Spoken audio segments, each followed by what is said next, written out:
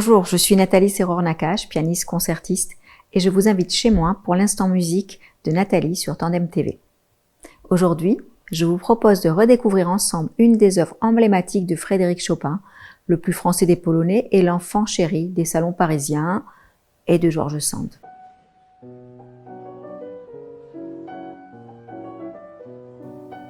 Chopin a écrit de nombreux morceaux très populaires, principalement pour le piano. Des nocturnes, des préludes, des scherzos, tous plus somptueux les uns plus que les autres. Parmi eux, la célèbre première ballade en sol mineur composée entre 1831 et 1835 à Vienne et à Paris. C'est la ballade préférée de Chopin. C'est un long morceau extrêmement varié, dans l'ensemble assez plaintif et surtout sans mièvrerie. Son exécution requiert une solide technique pianistique et une palette sonore raffinée. Liszt y voit une odyssée de l'âme de Chopin.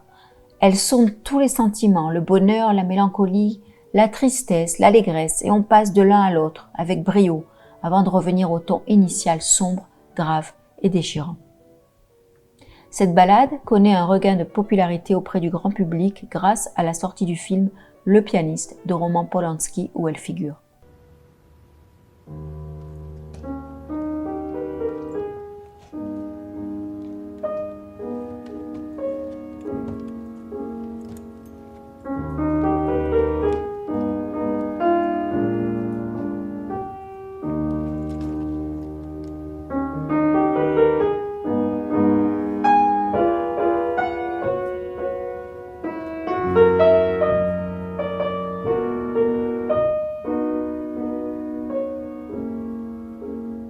Une anecdote célèbre nous raconte l'arrivée à Paris de Vladimir Horowitz, le légendaire pianiste du XXe siècle, pour donner un récital.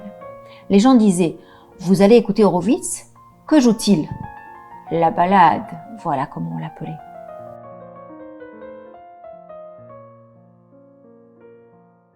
Le morceau débute par une introduction qui ne sert pas seulement à présenter le mouvement principal.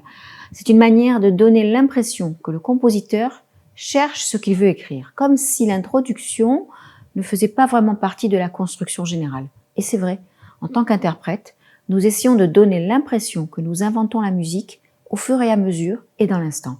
C'est ce qu'on appelle l'improvisation.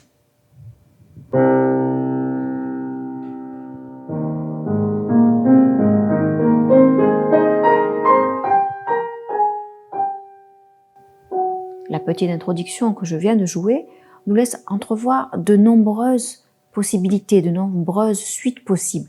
C'est comme une recherche. Comme ça, ou bien dans une autre direction. Où en sommes-nous maintenant ?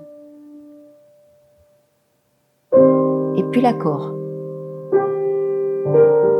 qui disparaît en nous laissant qu'une seule note. Et ça commence.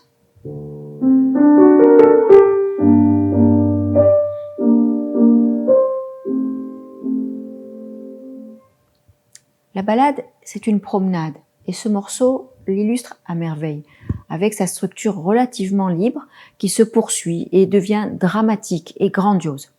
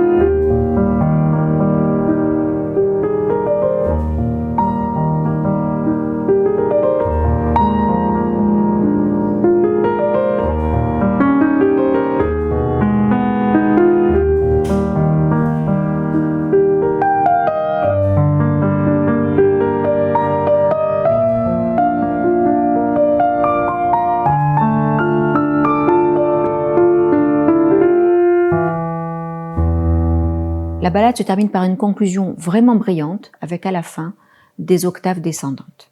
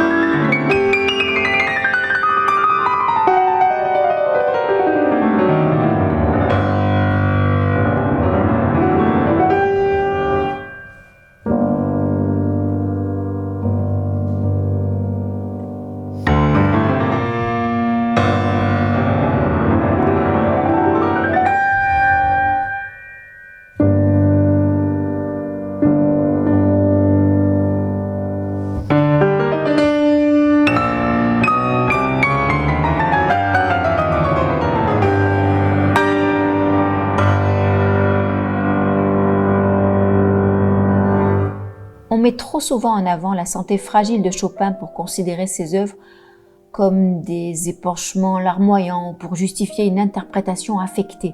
À l'opposé, un pianiste jouant parfaitement et rigoureusement Chopin, en mesure, ne joue pas du Chopin.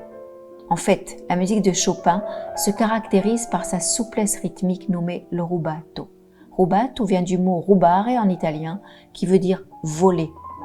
Tout l'art de l'interprète consiste à prendre du temps dans certains passages afin d'exprimer plus de passion, mais à la condition de le restituer par la suite, et le tout en préservant la pulsation, le rythme général de l'œuvre.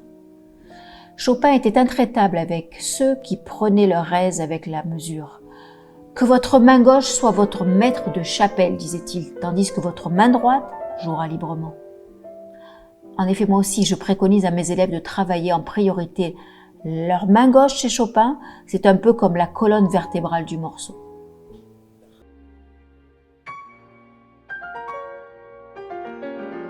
Pour vous donner une image, je dirais que pour obtenir le son Chopin, le toucher Chopin, il faudra apprendre à cueillir une fleur sans faire tomber la rosée, ou bien écouter le silence, ou bien encore faire des ronds dans l'eau pour acquérir la résonance et comprendre le temps que mettent les ronds à se former, se répandre et disparaître.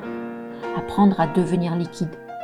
Chez Chopin, on efface les barres de mesure. À la différence des classiques comme Mozart ou Beethoven, on esquive les temps forts. Son toucher aérien mais précis en fait un précurseur des impressionnistes, un magicien du timbre et de la fluidité sonore. Les fortés seront bientôt atténués en de doux mezzoforte.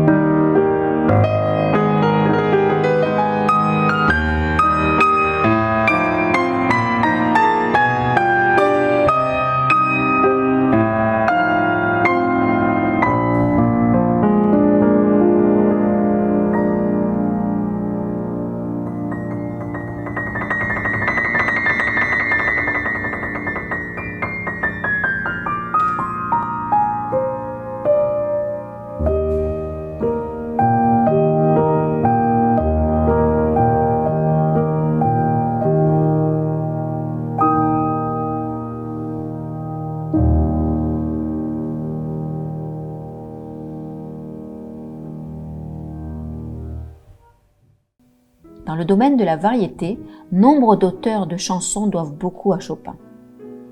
Certains reprennent même franchement la musique comme Gainsbourg avec Lemon and Zest, basé sur l'étude numéro 3, surnommée Tristesse, ou même Elton John, qui reprend littéralement le début du prélude opus 28 numéro 20 dans sa chanson I'm Still Standing. Bon, tous les compositeurs ne vont pas forcément finir dans l'espace, et pourtant la féerie musicale de Chopin est représentée dans l'immensité de notre galaxie. Après Beethoven et sa 9e symphonie, une petite partie de l'œuvre de Chopin navigue elle aussi aujourd'hui à bord des sondes Voyager et représente une des facettes de l'humanité pour d'éventuelles autres civilisations au-delà des étoiles. C'est la fin de cette émission, merci beaucoup de l'avoir regardée. Je vous invite à me suivre sur les réseaux sociaux, YouTube, Facebook, Instagram. Laissez-moi vos commentaires et je vous répondrai avec plaisir. Je vous dis à bientôt sur Tandem TV pour un nouvel instant musique de Nathalie.